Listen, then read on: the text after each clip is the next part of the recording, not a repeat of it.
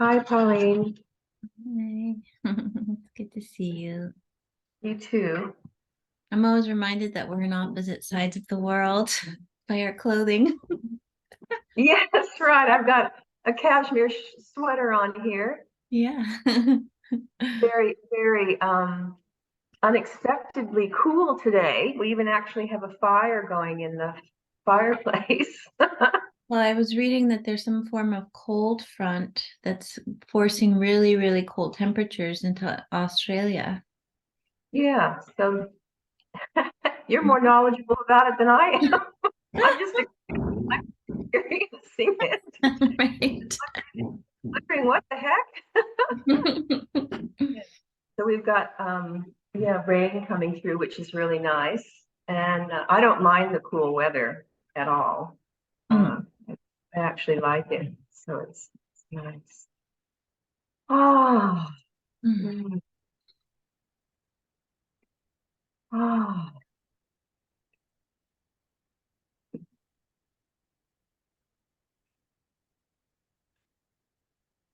So again, thank you that we can do this with one another.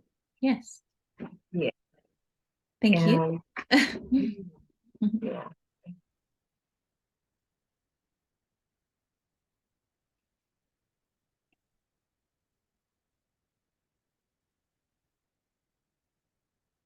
I have decided that I want to bring you the prasad of beloved slippers, Mm. which we call his booties. Yes. And it's even anticipating, bringing this into our relationship in him. The force of his presence is extremely potent. And in, the past few days, feeling into making this offering, all of the potent memories that bring into present time, real time, the potency of his transmission that is particularly combined with his descent,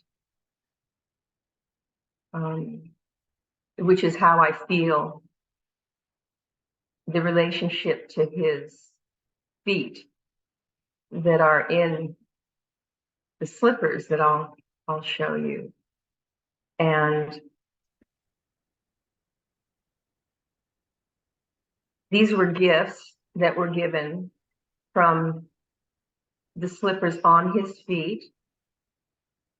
And then he would take them off, and for whatever reason, he would take the slippers into his hands and he'd put them together, and then he would call me over, or if I was sitting next to him, he would just take the slippers and then he would literally, like, forcefully put them into my hands, like Yeah. take these. And then the admonition was, do whatever you're meant to do with these. Yes.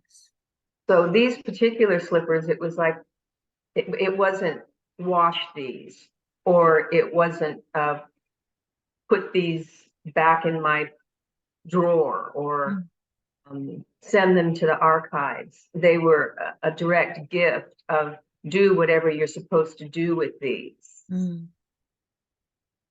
So it's an open-ended offering for me to make use of them as prasad. And of course, with prasad, whenever prasad was received from him as his person and his transmission, then it's meant to be then offered. It's always passed on. It's an effulgence. The prasad is the ash. It's the radiance, the gift of his blessing, grace, and his transmission. So it carries the import of that which we've spoken about and felt and feel really tangibly. And of course it's felt in the heart, received in and at the heart, but also permeates, just radiates, permeates as a fullness, the effulgence of his being, the tangible touch of love, bliss, feeling of being. Yeah. And so this prasad establishes you and reminds you, this is the context of life. This is satsang. This is the truth. This is being itself. And as I feel the reception of his person and this prasad, it radiates literally through and out and in and as everything. Like as I'm sitting here and feeling it, I have the slippers on my lap here, and I've been preparing to make this offerings with the admonition, with feeling communication from the heart of his being to whatever I can do to help anyone feel his person is what I feel that he's given me to do. And inevitably then that includes, most potently for us, being embodied as human beings, is to help us, if I can help you feel him humanly. And the fact that his particularly unique transmission is all inclusive, so that it's no place else. It's not other than. It's received within the whole bodily being. It is all about the enlightenment of the whole bodily being. So it's entirely inclusive of the entire body, mind, and everyone and everything that's interconnected in this manifest form. So, and there's no effort and there's no seeking to be elsewhere or for something else to happen. This is the force of the transmission of his feet. Yeah, his feet are in the heart of God, the divine reality, as he transmits being. The word is applied in many different ways in terms of pointing to this reality, that this is his person of being itself, that is true of everyone and everything. So there's no effort. This is the context of reality itself, being itself, life itself, love itself. No place else to go. And I'll try to help. As I feel it and it was transmitted, and as it was given, it's always present, because it is eternal, it's prior, it's irrevocable, it cannot be destroyed. There is no other. It's actually real, no more real than any of the comings and goings of what rises and falls and passes and changes. It's the always constant, eternal event, the only one and only real being, feeling awareness. It's the very fabric and breath and life that is permeating and giving us life. It is that constant that allows anyone and anything to arise and be and exist. And there's no need to escape it or want to be elsewhere, or for it to be destroyed, or to assume that the process has nothing to do with what is arising, because it's all inclusive. And his feet, with the force of that, are his thumbs. His feet is the thumbs. His whole bodily being is the thumbs, is the force of that descent. It appears to be a descent in relationship to the psychophysical mechanism of the body mind, but in actual fact, it's just present force of Yeah. being. Yeah. That's what's felt. Mm, mm. So I'll show you these.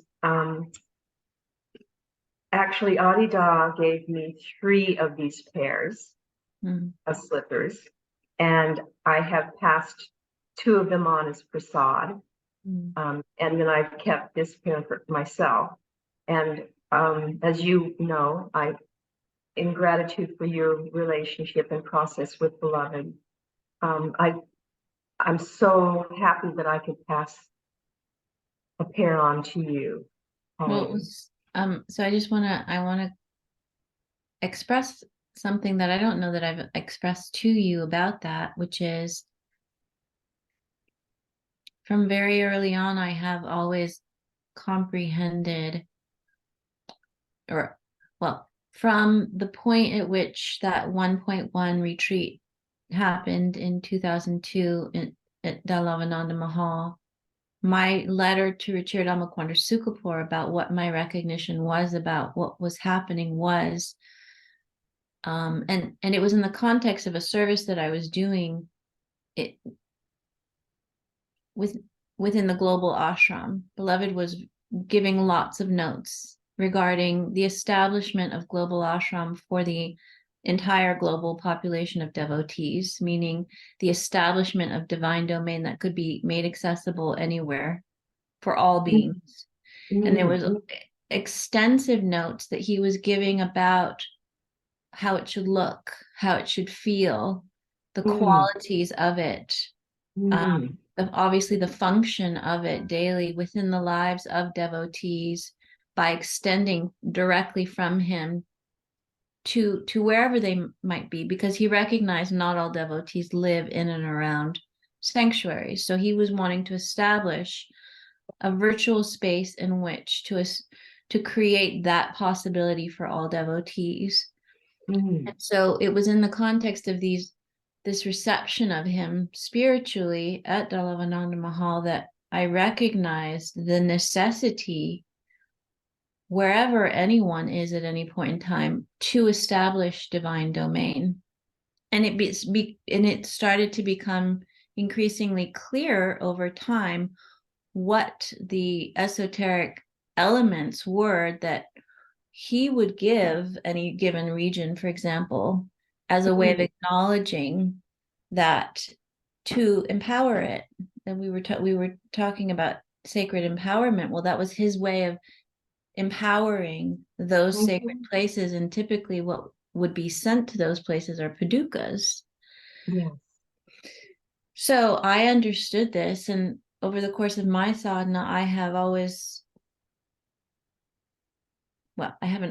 have, by virtue of that initiation or that process, it just became obvious that what I was doing in this house, for example, in any place that I have been, is establishing a place where he could be spiritually, that his descent could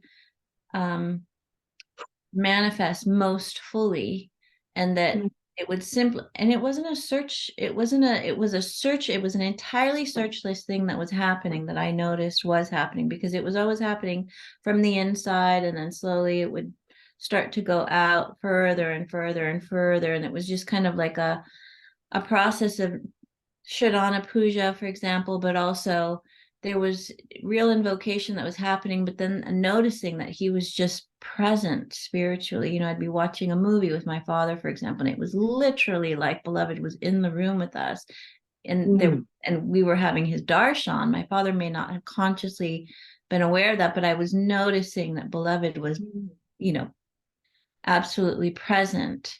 And so in that sense, I recognized the importance of establishing divine domain, because it was always the place that one comes back to at the end of the day, and that you're retreating from the world to, and you'll eventually never want to leave that space of his blessing company.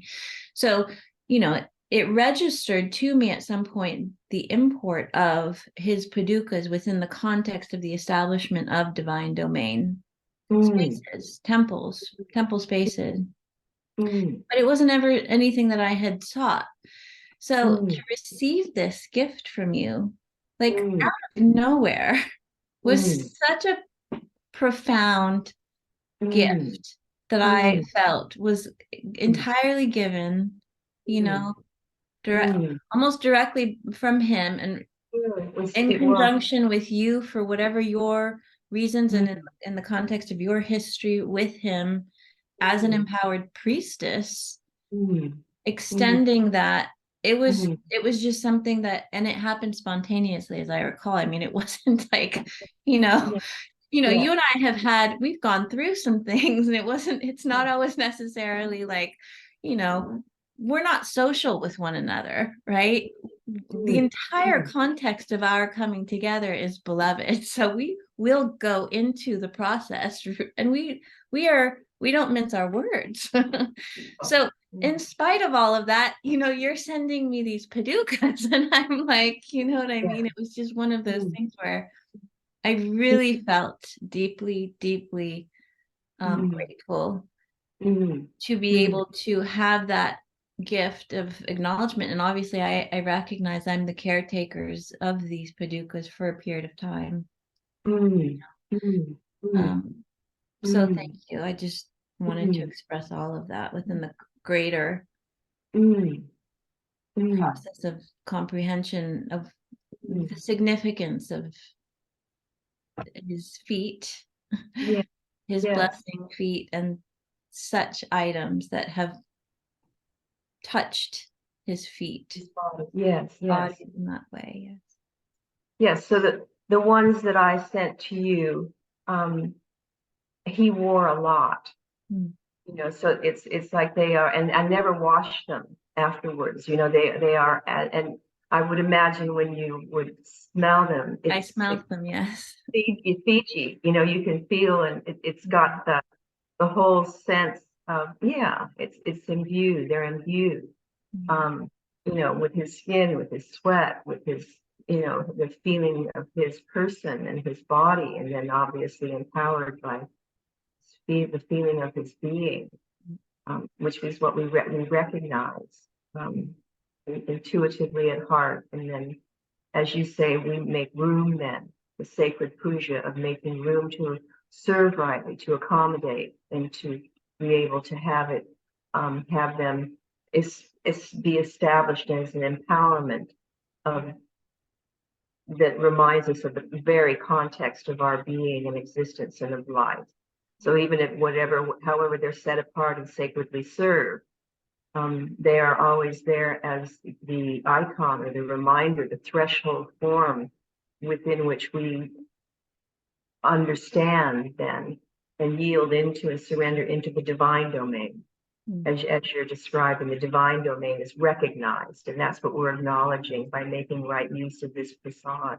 Mm. Um, and that's why in all traditions this is understood. These sacred means are precious, extremely precious in that regard. And it also then reminds us that even while it appears to be a simple object, whatever it is in and of itself, that's not the point. What it is what it is in truth, that we relate to then, not as egos, but as the surrendered devotee in gratitude for the gift of the prasad and truth itself.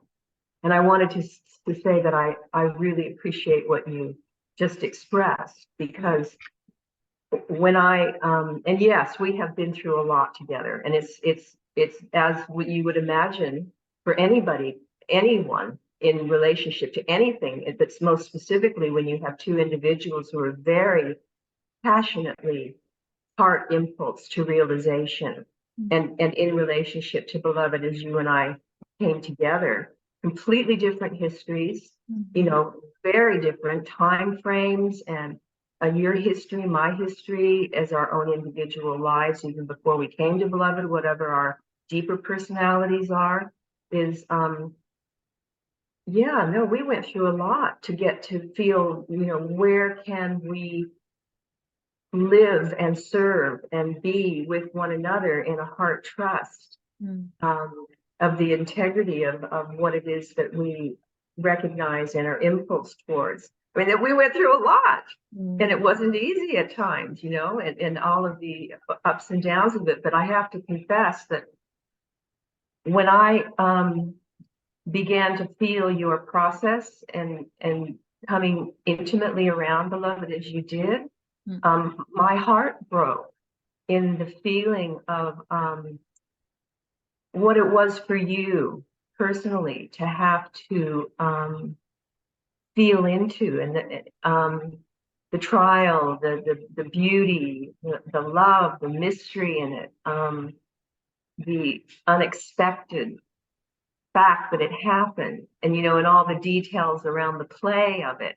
And I just felt and the main thing about it is that I felt your heart impulse and the seriousness of it. That's what moved me the most. I could feel and recognize that, regardless of what the distinctions or differences were, what we had to go through to, like, we didn't even know one another at all. No frame of reference, and because we persisted in this process with our focus on him in terms of his work, his process, the true Leela. What is important in the midst of all of the mayhem of everything that we were relating to with hundreds of devotees, because what we have gone through is not just about you and I. As a matter of fact, we didn't really focus on that content. Right. That wasn't the point of it. So I really respect you saying that. And that's in part why I have observed over these years that you're exactly what you spoke about relative to the establishment of sacred domain, and being able to continue in the process directly, intimately with him wherever you are. And that was what I noticed you constantly being involved in. Every place that you were, and even in your work, in your a special home that you've established as a place where the public can come and feel beloved. Every place that you have undauntedly given the gift. You're establishing that, and I have so much respect for that, because you're not withholding anything. You're not holding anything to your separate self. It's serious process, and that's why I felt the integrity of that, and that's why I just spontaneously became obvious. When I go through all these sacred gifts, and we were making a move, and and then just feeling these are meant for Pauline. It was just that spontaneous, is that you serve a very important role in Beloved's work without a costume. And that's what I dig about it, is that it's just obvious that there's so many beings who have been given profound gifts. And for me to acknowledge that I see the profundity of your relationship with Beloved, and it's not, as you know, and as I know, it has nothing to do with making much of a me, of a separate self. It's all about the mechanisms of spontaneity and the unexpected fact that your relationship to Beloved is significant and profound. Yeah, and I acknowledge that by passing this Prasad on, because I know and I can trust that you will serve them rightly and have a right relationship to them. And I want to express as well that the things for me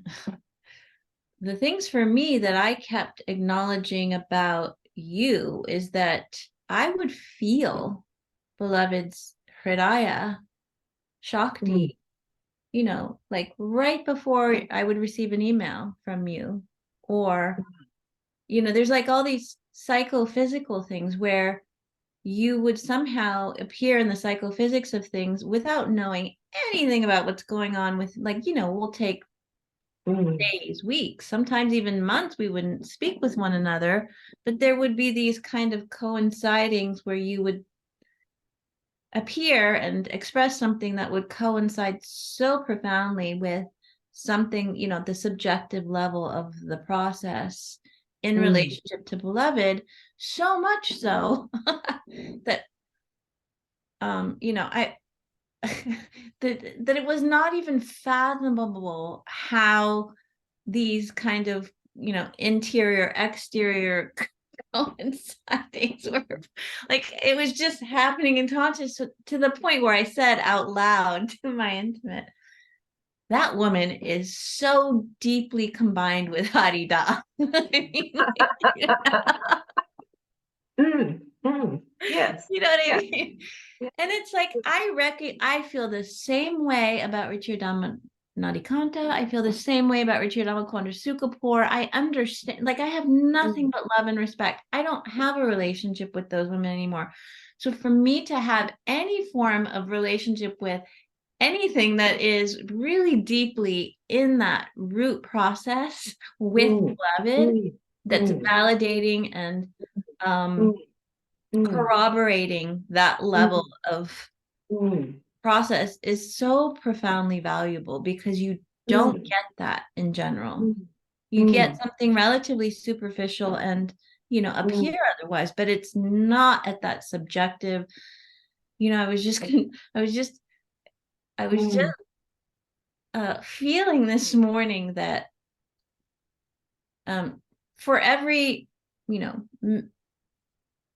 mythical biography, for example, there is a secret biography. And to the extent that that's true, it's the transmission associated with a realizer,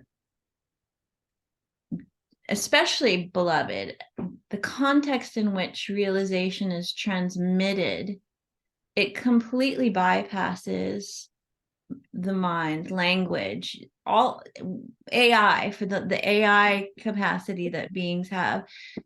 And it is capable of transmitting realization of his state tacitly, directly. It just bypasses all of that to the point where, which is why he said, he was expecting just to sit that first time and everyone would get it, right? But it's actually literally true that's how it works. That is literally how it works. So it bypasses all of that. And so in that sense, it feels entirely appropriate to simply speak openly about that, which is why I've never been able to do anything otherwise. And it may seem as though I'm relentless, but in the same sense that I feel that it's just a descending force. It's not, you can't stop it from happening. You can't turn it off. You can't turn it off. I know this. I can't turn it off. So even if I've been asked to turn it off as a condition for participation in Adidam, I'm not able to. It's not even yogically possible in relationship to beloved as he is. You see what I mean? So in that sense, it's quite a treasure to even have somebody with whom that process goes on. And it would naturally, inevitably, probably go on anyways. I mean, I don't know to what extent some of these individuals who have been excommunicated from Adidam, for example, how they're experiencing this process, because I'm certain that beloved hasn't abandoned them in their process. Well, it's not possible. It's not even possible, but certainly to have the context within which that can be spoken about, the same way that beloved, all he ever wanted to speak about was this process itself. When he was, with devotees, he was constantly availing himself to speak about this process in their own case, to the extent that they were capable of the spiritual genius, as he calls it, right? The spiritual genius guild. The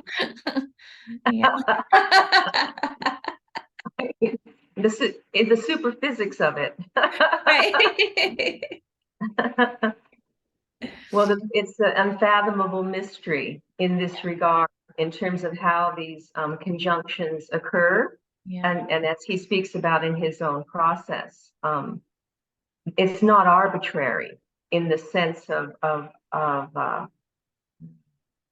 how the process itself works in terms of the manifestation of its form, and the form and the interconnectedness then is love. It's recognition in relationship, and that occurs uniquely then in all of these vast conjunctions. So in terms of anybody where they seem to appear on the spectrum, in time and space, who have been touched by Adi Da, based on their heart impulse and the fervor of application of themselves to the process and the ego self transcending discipline. And then, of course, in the degree to which they are serious to conform, allow the psychophysical mechanism and body mind to conform and yield into that process, these conjunctions of magnification will come about. Because that's what we're describing. It's a conjunction of his person, his state of being magnified. And if your heart is impulsed with that, that's what you gravitate towards. That's what that's the only sufficiency. That's only what is attractive. And if something does not serve that process, then it falls away, and you may be entangled with it for a while, and it's a mystery, really, in terms of how it actually happens, but it's not a mystery in the sense of the laws, the inherent laws in the process itself, because you will recognize that which is the truth of the process. The heart will know, the heart will recognize it. So again, and it's not abstract. It's not elsewhere. It's very, very obvious. And these are the kinds of signs that beloved would look for. And so, and for me to make this offering then is a way to indicate so clearly how non-abstract the process is. Okay, yeah, it's not dissociated, not abstracted, not different than the very bodily beings of this manifest everyone and everything. There is no elsewhere. It's not up, it's not out, it's not in. There's no frame of reference in that regard anymore. And this is what his feet that were in these slippers are in my heart. Yeah.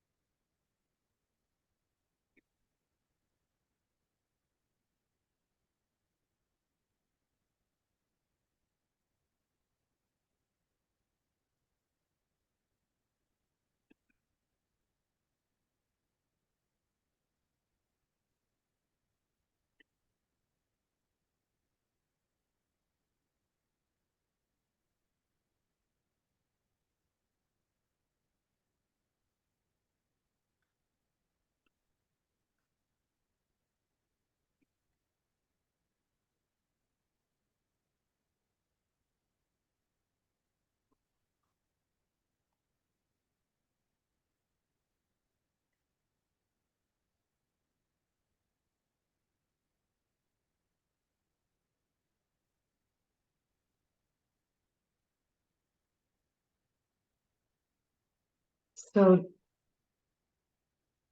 these were knitted by devotees, and there's one devotee, Zoe Sanders, who was principally the one that would make these slippers for beloved. And I can put my hand in here because I actually, I would put these on his feet, take these off and on his feet, not just these slippers, but many of the slippers. And I'm not the only one who did this, but there's a nice, there would be air, breathe, his feet would be able to breathe in these, but it's a very, very soft, but also strong knit, weave. And Now, I tried to find some pictures of his feet in booties, and interestingly enough, it was actually a little bit, I couldn't find any pictures because these slippers were worn in his intimate sphere, you see. In the sense that he would wear these, when he was in his rooms, in his house, not when he was walking outside. So these are very intimately connected to his body in the softness of being, on his bed, just within his own intimate sphere. And obviously they protected his feet, and they kept him warm. So that when he walked, he would not have to be just walking in his bare feet on the ground, although he did like to do that. He obviously did that also. But you can see the base of his the slippers here. Now, I don't do this hardly ever, with picking them up like this. But at some point, I will, when I establish a more formal temple, I will likely fill both of these slippers. And I will put prasad inside of them in terms of ash and petals and flowers. And I'll then, put them in a proper stand so that they would sit at the feet of a chair. And so they would actually be his feet. His feet would be empowering the space of the temple. I'll do that when it's appropriate to do so. And that'll become spontaneously obvious. Yeah. And of course, as I smell them, I can literally smell his body, the sweetness of his body.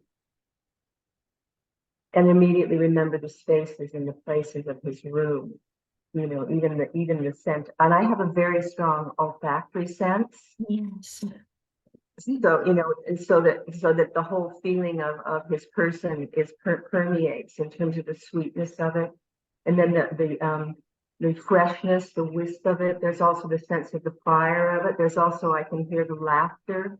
I can feel the joy. I can feel the tenderness. I can feel his softness. I can feel all of his qualities in his padukas, in his feet.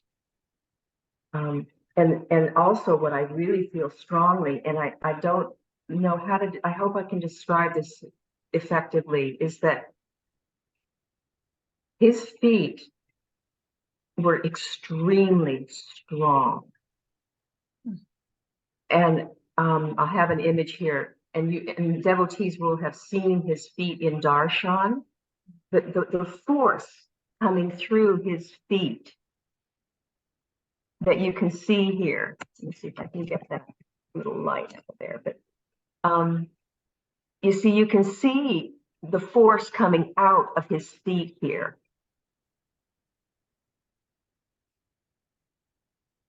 Just absolute given over. Every part of his skin and his body is given over to the force of his being. And the force itself is pure and unmoving, and yet there is his spirit presence also that permeates. So the force itself,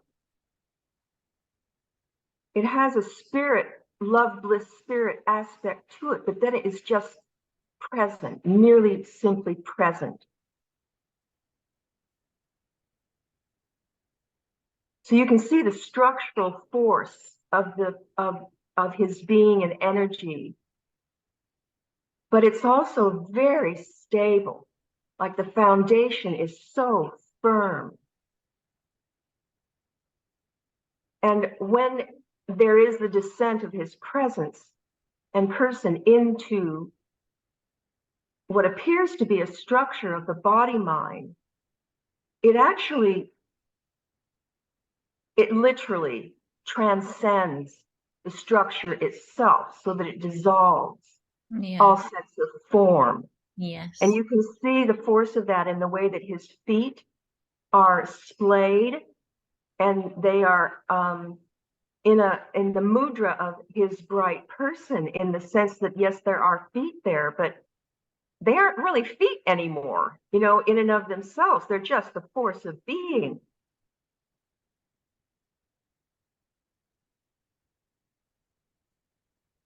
And when I would,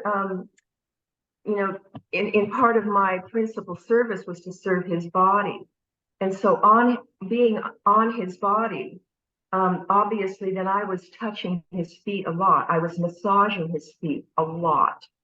And his feet then also are still felt in this person in terms of on my hands, that any form of contemplation or remembrance of his bodily human form is no different than anyone or everything that arises then, if there is that sense of touch, feeling touch into and as reality itself. Literally, this is so.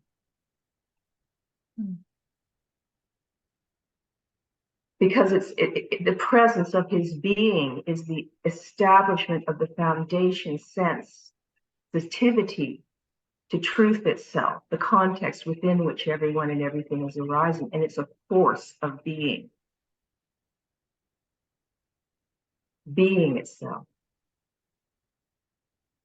And then the spirit current will move and that is the mover that makes room for the presence of being to establish awake awareness of being itself as the very self condition. And I'm not speaking abstractly here at all. This is literally true. Yes. And everyone and everything then conforms to that. Everyone, everything simultaneously is in that context of being itself. Being awake and aware of that is yoga. That's the yoga in place, not up above and beyond the psychophysical mechanism, in place. So when I first began to work on his feet, touching his feet, I was amazed at how the force that would come through. And he did not appreciate having me or anyone that many women and men can speak about serving his body this way. And I'll just describe it in terms of how I felt it, was that having my hands on his body and being in to the degree I was capable at any given time and in any situation, to be able to be there to help him. I was a servant to his process. That was it. That's the devotee. Nothing to do with a separate me. A servant to his process, and touching his feet. He was conducting so much, I would not even be able to comprehend it at all. So my whole body had to be given over into the form of what I was touching. So as I would be oftentimes having both of my hands on his feet, and his feet would be splayed, just as I showed you in that image. And he did not want me to not be present. Like I couldn't be mamsy-pamsy. I couldn't be just like vaporously airy there, like not there to. He wanted to know I was present with him in this force of being. And so he would press his feet so hard into my hands. And he would say, press harder. He'd want me to really put, almost like as if I was pushing back, but it wasn't a pushing back. It was a responsiveness to the force. It was like a requirement to meet him where he is and as he stands. And as I would press into him, there would be the dissolution of any sense of difference. There would be absolute combining, total receptivity by the reception of the force of his being into the body of this being. And there would be the dissolution. And then I would just be present there and just without a mind participating in him. Just participating in him. I didn't even have to know what he was doing. It was that force of presence of being. And then not only did that happen with his feet in my hands, where it was just like static. It was ecstatic at times like that. But then other times I would have to massage him, because if he had a sore foot, had walked too much, he had one foot on his left hand, his left foot was had polio on the left hand side of his body, and it particularly manifested in his left leg and also in his foot.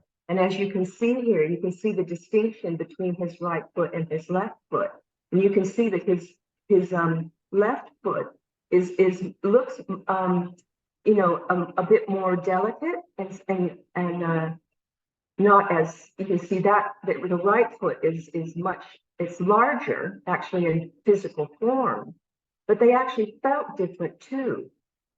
So as I would be massaging his feet or had my hands on his feet, I was also then feeling the dynamic of the qualities of the force in his being, the fire and the water, the command, the husbanding, the force of being, the no nonsense, and then there's the left side of the yielding, the reception, the gentleness, the tenderness, the watery, all of it. And then when you would be having hands on both feet simultaneously, there would be the non-difference of these qualities all combined as one. And so in the feeling of his all the qualities would come down into his feet in this regard. And this is wordless. This is just the sense, tacit, tangible sense in his feet of his being. And then as I would massage, he would love really deep, so my hands and my whole body got really strong by having to work on his body. So that having to use every part of the body, and even, into his feet. And I always knew that it was never just him having an ache, or me just working on something to try to fix something. It was always something much more was encompassed in anything that I did in relationship to his physical body. Mm. This was another instruction then about his feet. In terms of they seem to be feet, the function that they served, and what they are here for is not ordinary, and yet it totally encompassed the ordinary, absolutely, to every cell. Yeah. It has everything to do with the whole bodily being given over. And that's what is recognized, that in that recognition, then it becomes sacred. It's truly set apart and sacred. If it's considered to be elsewhere, it's not being rightly related to nor recognized, nor is it sacred, nor does it become, this whole event is sacred in divine self-recognition. Yeah. So just the samyama of this, and being able to remember these things and to help. Like Adi Da is exactly as he is in his bodily human form, and alive in everyone and everything in manifestation, not separate from it, not manifestation in and of itself, as if just feet or just slippers or just person or just tree or just animal or just water, or a glass of water, What is it in truth, and what function does it serve? What is its purpose? That is what makes it sacred in recognition response. So when, doing the digging deep and serving his feet in this way was a profound ordeal of reception and in love yoga. It was in love. It was making love. It was being love, giving love, receiving love. It was delicious. It was fiery. It was difficult. Sometimes it was really difficult to stay present with the force of whatever it was that he was having to work with, and being able to, I can feel it now, just the searing, just the really literal fire felt in terms of being on his body in that way, and being there to as a servant and as a lover to assist and to be available for his process. And in this remembrance of him in this particular function, you see, this is the yoga, like now and now and now and now. Do I have his actual physical feet, like literally in my hands right now? No. Are they there though, as the presence of being and the force of his person? Absolutely. Mm. That is more real than even the fact that there were feet there that dissolve. Mm. Everything that arises and falls turns to ash.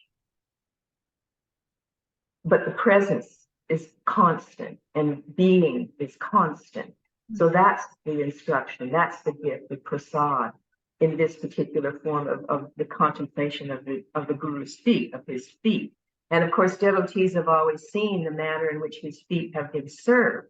I mean, you have the images of his feet in the padukas, and I've had the opportunity to be able to do hundreds of times the actual paduka puja. That was one of the principal pujas that I did on his feet, and he would walk from his room wherever he was, and we'd take the beautiful slippers off of his feet, and then he would walk into another room, and then he would put his feet in his padukas, sitting in his seat, and we'd do puja on his feet.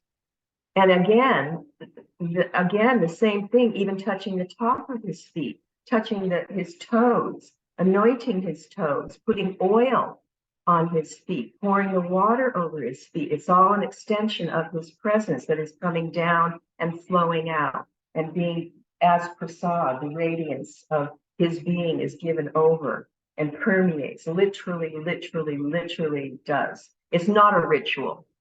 You see, the pujas are not to be done repeatedly as if something is absent. It's an acknowledgement of the truth of it. And then that allows the magnification of it. And then the prasad can be received in that asana of a radical understanding of no separation, no time and space that separates you from the truth of this being, of this implanting, being planted in the heart of God. Yes. Yeah. And so then with the puja, again, when I would put my hands on his feet and he had his feet in the padukas,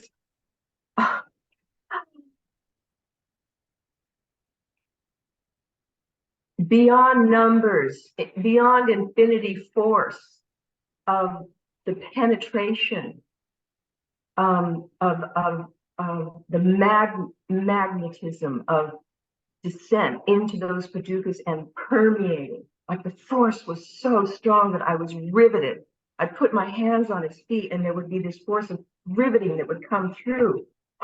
So strong, and feeling how much he was anchoring his presence here in what seems to be a specific space, but it's actually, again, it comes to the force of absoluteness, absolute stillness. The thickness and the density of it is beyond even a way that I could possibly describe it.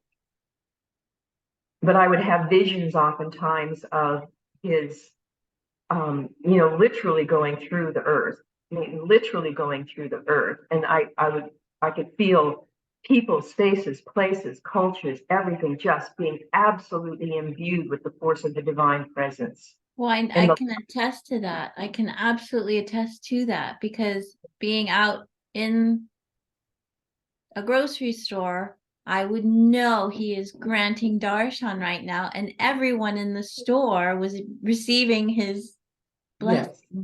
Yes. That fused spiritual. Yes. They had no conscious awareness of it necessarily, but it was visible. Yes. It was visible in their demeanor. It was visible in how they were happy. You could feel the potency with which he blesses literally everything. Yes. And that's a wonderful gift to be able to become tangibly aware of that Mm. in the context of seeming differences, seeming spaces and places, Yes. that there is no distance, None. none, none, None. literally none. Literally. That true recognition of no distinction, Mm. no limit, no limit, absolutely zero limit. Yeah. Where it becomes so thick that they're so thick and so transparent simultaneously that all distinctions are dissolved. Mm. And yet it still seemingly arises. Mm-hmm.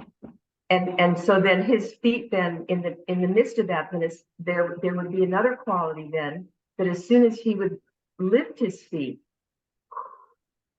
vapor, just spirit vapor of the wateriness of, and then his feet would dance. When you would see him talk, you could see and feel the movement in his, the force and moving and dancing, and then his whole bodily being is doing that. And I remember there's actually a really sweet recording of him speaking to a young child that asked him, "Why are your feet always moving?" Wiggling. So there was no specific way that they were at any time as though he was thinking about it, like I've got to show this. It was just force of being, spontaneously manifested in relationship to the space, time, place, conjunctions, and all of that. Again, his feet in this regard. And then, of course, when he walked, the force of his movement was so conscious and deliberate in every step, conscious exercise, awakeness of being with every movement, being moved in and as the bright.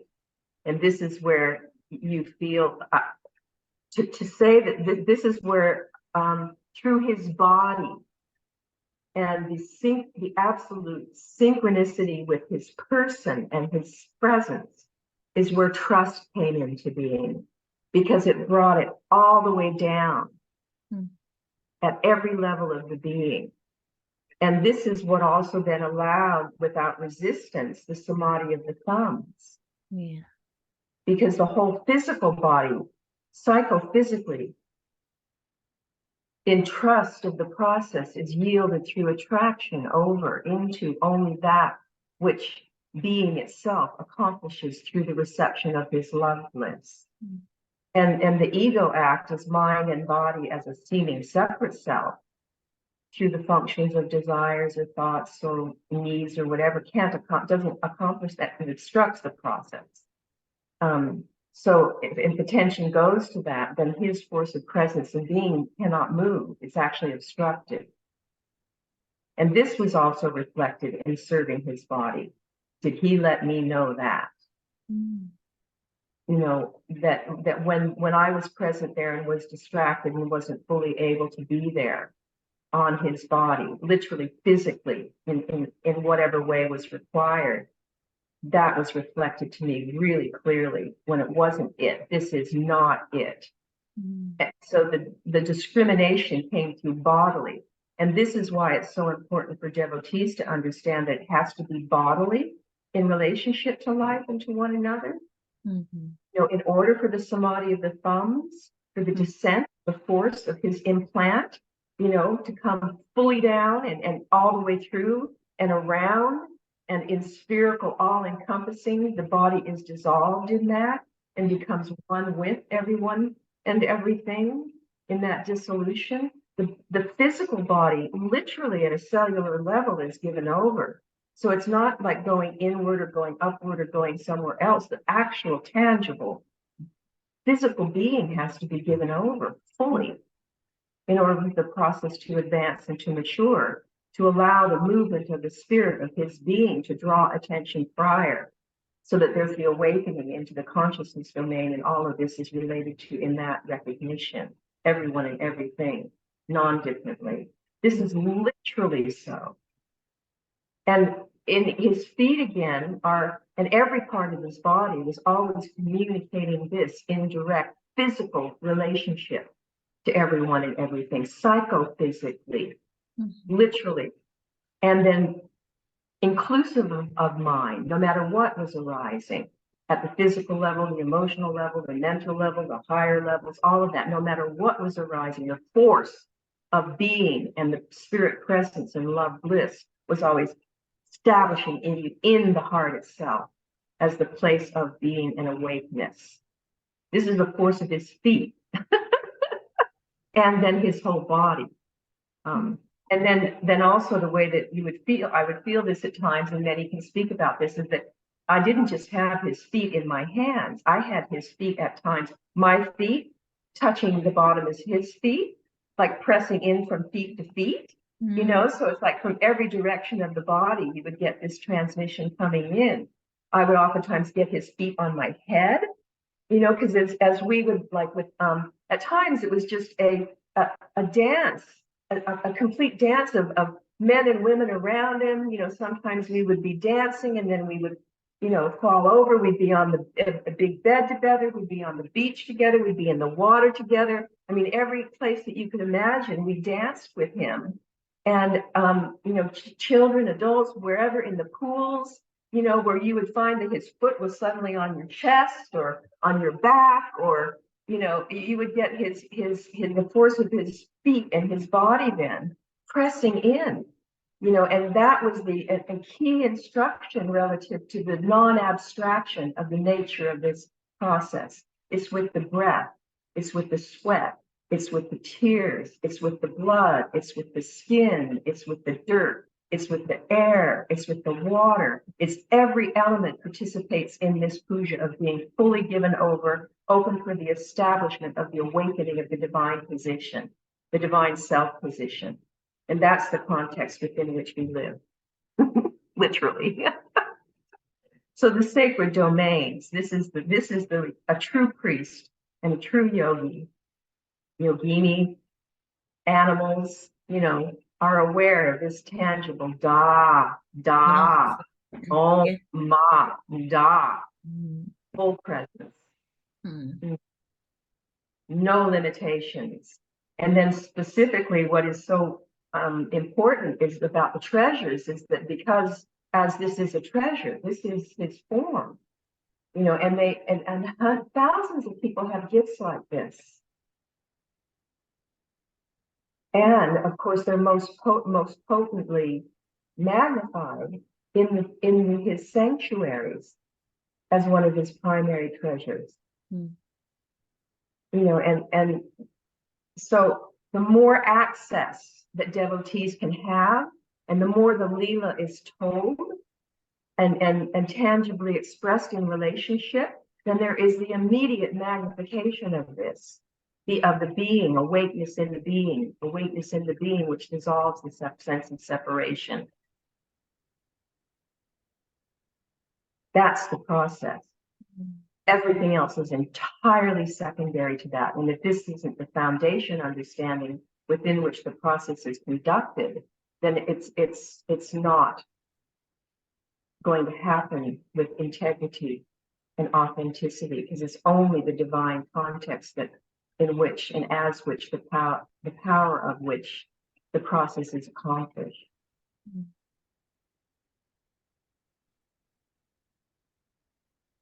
And as you say, you notice it. You notice it.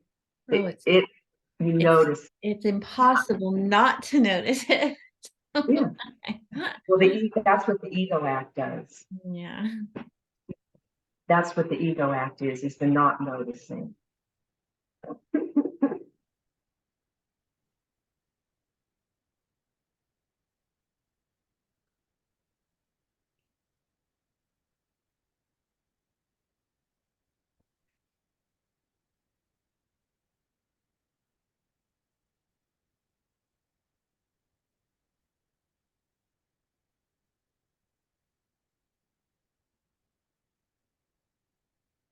Interestingly, these the slippers were not done like in a lot of different colors.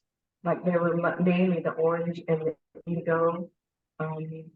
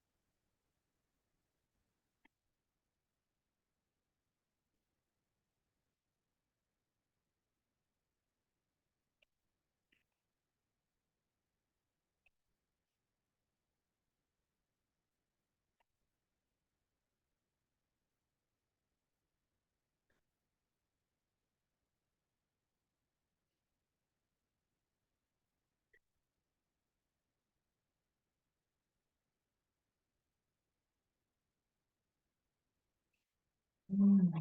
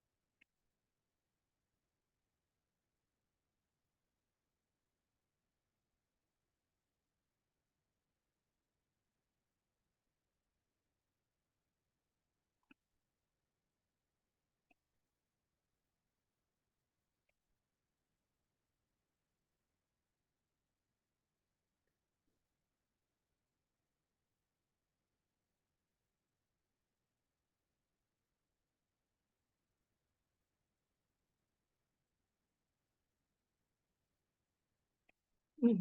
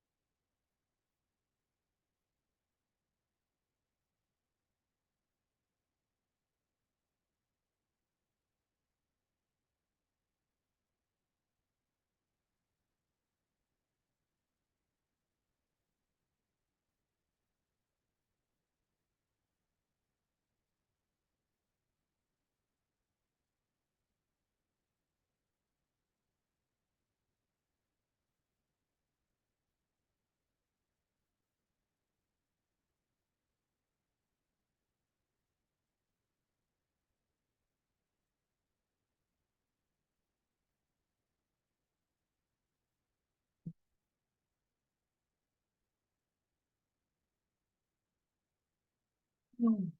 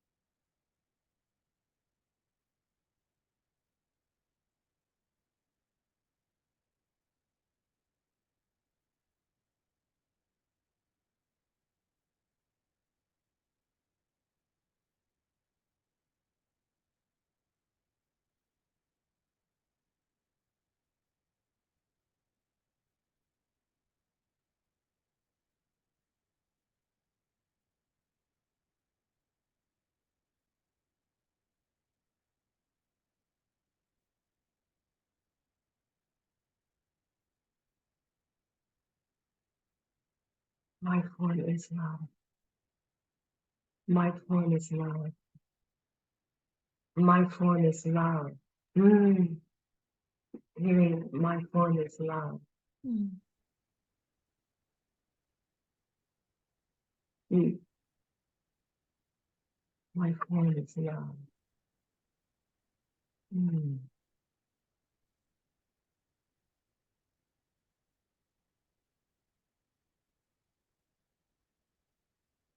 Ah.